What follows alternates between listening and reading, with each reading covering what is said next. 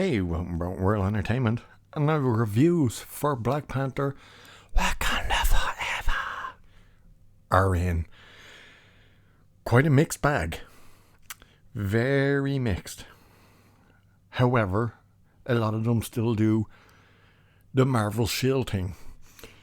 They kind of say, it's a this and it's a that, but then give it a top score. So we'll look into it. One, however, gives it a rotten score, but says something that is very eye-opening. But we'll get to that.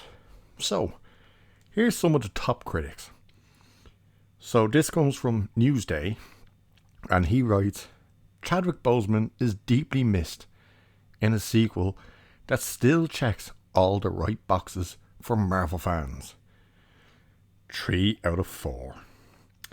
However, here's San Francisco Chronicles, who gave it a rotten, and says as it stands, Wakanda Forever feels as lost and forlorn as the Wakandan people. Oh my. 2 out of 4. Where's this one that I did see? Oh, here we go. Here's where we already start. We're going to shill for it, but we're going to kind of criticize it too. So this comes from the Associated Press, and they write, Wakanda Forever is overlong, a little unwielding, but Coogler's fluid command of mixing intimacy with spectacle remains gripping. 3 out of 4. You see what I mean? Like, it's so strange. Here is a rotten who gives it a C+, from the Detroit News. After a hearty start, the film sputters in its second half, dragging through its bloated runtime on its way to its at once overblown and underwhelming final. Ooh. You see what we mean? Now let's jump over here.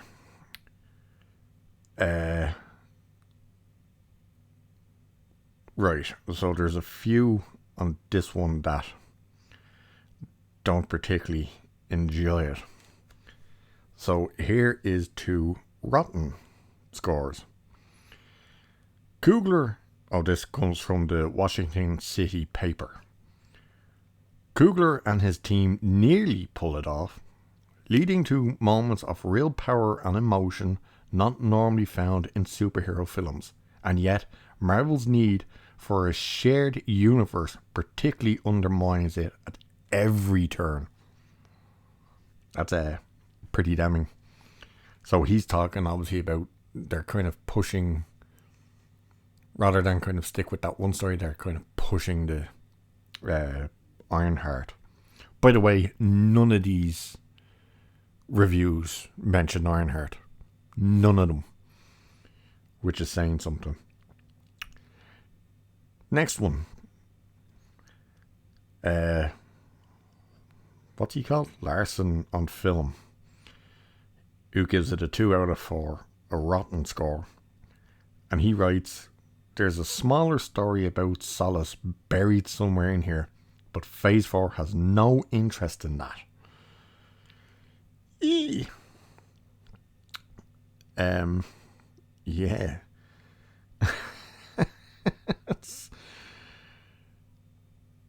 Right, here's one, right? Now, just wait to hear this. Film Inc., Australia. He writes, this is an emotionally resonant work, brimming with subtext and nuance, and exhibiting none of the empty quippiness these films rely on all too often. 14.5 out of 20. That's a 14.5 out of 20. Now we're going to get into the real crux of some of this shit. And you're going to see now where they really kind of... It's like they want to say they don't like it, but at the same time they're giving it top scores and stuff. These are top critics.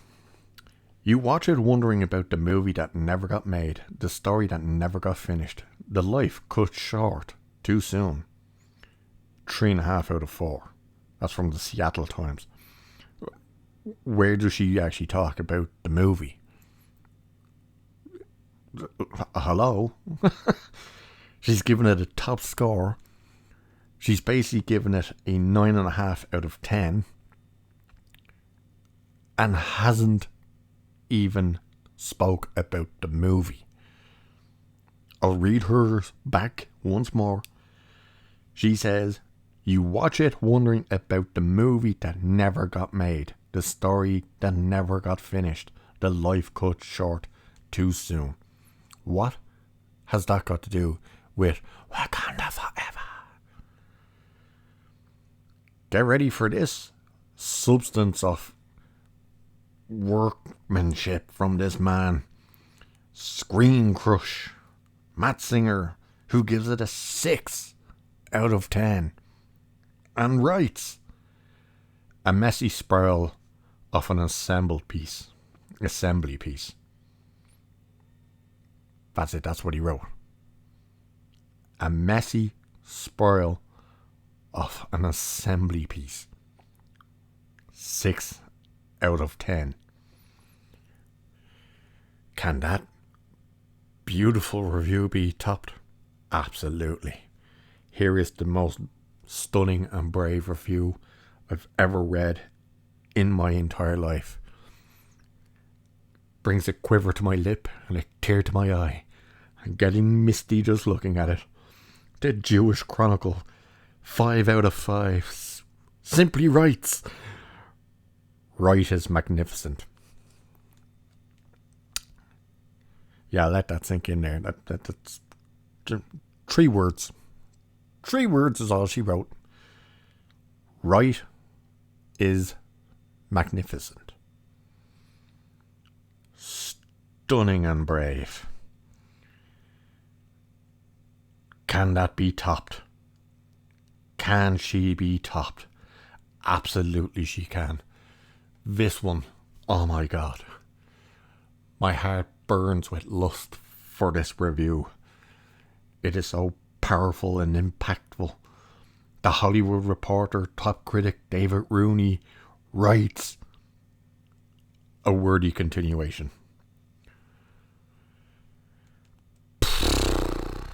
So do you remember how when the paying customer, the real audience who watches and invests their time and money into these things, would write a full review of reasons they dislike something and talk about, you know, the pacing problems, the acting maybe wasn't on par, the story was too sluggish, blah blah blah. And the reviews normally get removed and they're told they're review bombing because they're trolls, they're toxic fans, they're racist, they're sexist, they're this, they're that. This guy literally wrote a wordy continuation. Top critic. He earned his paycheck. But here is this one review that really is eye-opening. So this comes from Time magazine. And she writes, she gives it a rotten. She writes, ticking boxes isn't the same as pulling magic, or even just insight from thin air. The sad reality is that the show must go on, and without Chadwick Boseman, it's just more of the same. Here it is. Our job is to pretend it's enough. Oh. Oh. So she full on said, yeah, the movie sucks, but they want you to pretend that it's great. Oh.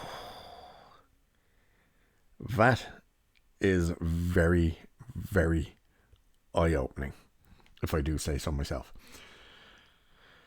Let's continue with some of these, shall we? Geeks of Colour. Ooh, I wonder how he feels about this. Black Panther was already one of the MCU's best properties, and the sequel keeps it that way. Black Panther, Wakanda Forever, is one of Marvel's finest movies. 9 out of 10. I'm guessing you didn't see many movies.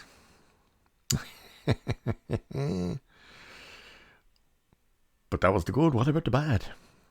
Jimmy Cage movie reviews says Black Panther Wakanda Forever unfortunately doesn't really come close to its strong predecessor. It imitates it far too much and never really gets going. In the end, the more than 2.5 hour becomes a real test of patience. Ooh. Yeah, we read the Detroit one. Oh, here we go. Here's the crown jewel. The crown jewel of all crown jewels. Bleeding Fool. I'm sorry, Bleeding Cool. Who writes, Black Panther, Wakanda Forever is another Phase 4 entry that is a bit of a mess in the story and pacing departments. But it is bookended by a good punch memorial scenes and excellent performances from the entire cast. 9 out of 10.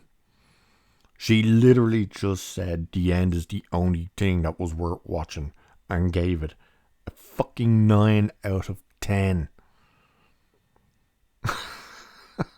Jesus Christ. But you see what I mean about it's the reviews are all over the place. They really are all over the place. Even the scoring is all over the place. What's this one? Austin Burke Flick Fan Nation. That doesn't sound right, does it? You flick too hard, damn it. Who wrote, Wakanda Forever is an emotionally fulfilling as that brilliant first trailer. Oh my Jesus. Not only is this a beautifully written script, but the cast crushes it. This is a sequel handled with care, and Coogler manages to raise his game from a direction standpoint. 8 out of 10. There was one review, but I can't find it. And to be honest, I couldn't really give a shit about looking for it. Where they say just like weird crap, and it's like, and the flight, and you're like, the flight? What are you talking about? Oh look, here's the last review we'll read, because it's from none other than Grace Randolph, who writes, a fantastic sequel about grief and true leadership with Shiri's journey. Ryan Coogler handles the passing of Chadwick Boseman quite well. Plus, Namor is a fantastic addition with the MCU. One of Marvel's best. Okay, Grace, which part is Marvel's best? The movie or Namor?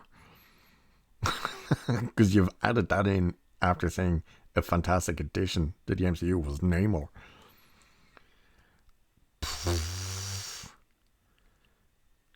Like, it's all over the place.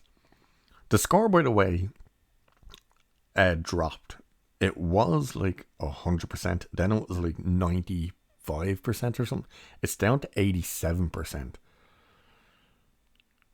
It's going to be interesting to see if that number stays at 87. If it does, by the way, it's going to be basically the exact same score that every single bar Shang-Chi, because that got like 95% or 97 or something. And I think the Eternals got like a 47. The Eternals they didn't enjoy, but everything else, you look at Doctor Strange, and I'm talking about the series as well. She-Hulk, uh, Thor: Love and Thunder,